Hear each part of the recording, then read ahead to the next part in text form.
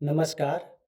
અગાઉના વિડીયોમાં આપણે પ્રશ્નનું વિશ્લેષણ કઈ રીતે કરવું, પ્રશ્નને કઈ રીતે રેટિંગ આપવું, રેટિંગ આપવા પાછળના કયા કયા કારણો છે તેની નોંધ કરવી, આવી બાબતોનું આપણે અગાઉના વિડીયોમાં જોયું છે. તો ધોરણ 3 થી 5ના પર્યાવરણ વિષયના NAS અને GS માં પૂછાતા પ્રશ્નોનું વિશ્લેષણ આપણે અહીંયા જોઈએ. નીચે આપેલી આકૃતિમાં દર્શાવ્યા મુજબ દરેક વાટકા અને ગ્લાસમાં સરખું પાણી ભરીને મૂકવામાં આવે છે. તેમને 5 કલાક માટે સૂર્યપ્રકાશ કે છાયામાં મૂકવામાં આવે તો કઈ પરિસ્થિતિમાં પાણીનું સૌથી વધુ બાષ્પીભવન થશે? આ પ્રશ્ન NAS માં પૂછાઈ ગયેલો છે.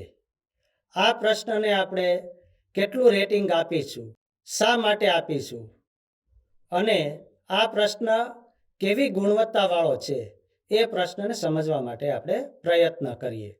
અહીંયા ચિત્રમાં તમે જુદી જુદી 4 પરિસ્થિતિઓ નિહાળી રહ્યા છો. પ્રથમ પરિસ્થિતિમાં એક ગ્લાસ અડધો ભરેલો દેખાઈ રહ્યો છે.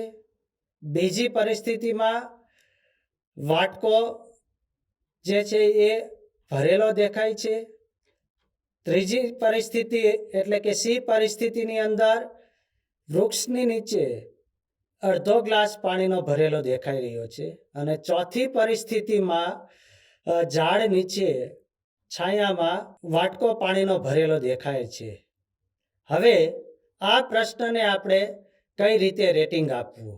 પર્યાવરણ વિષયમાં વિદ્યાર્થી આ પરિસ્થિતિનું અવલોકન કરીને તેની સમજ ચકાસીને જુદી જુદા પરિસ્થિતિમાં એ જવાબ આપવા માટે પ્રયત્ન કરશે.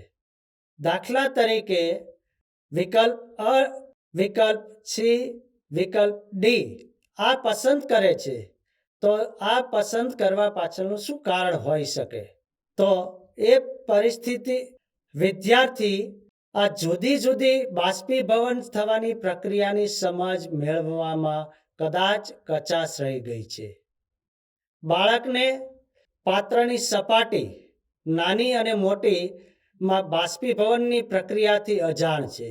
અને ત્રીજી પરિસ્થિતિમાં બાળકે ક્યારેય બાષ્પીભવન થવાની પરિસ્થિતિનું નિરીક્ષણ કર્યું નથી. પરિણામે A, C અથવા તો D પરિસ્થિતિ પણ વિકલ્પ પસંદ કરી શકે.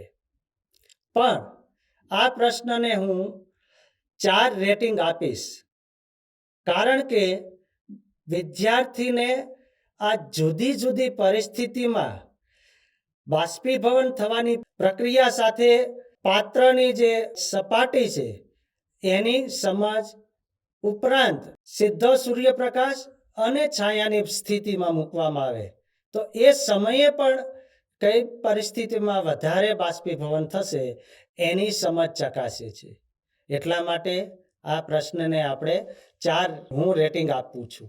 તો આવા જ બીજા 2 પ્રશ્ન છે જે આપણે આગળ સ્ક્રીનમાં જોશું, અને ત્યાર પછી આપે આ જ રીતે પ્રશ્નોનું વિશ્લેષણ કરવાનું છે, એને રેટિંગ આપવાનું છે, અને રેટિંગ આપવા માટેના કારણો નોંધવાના છે.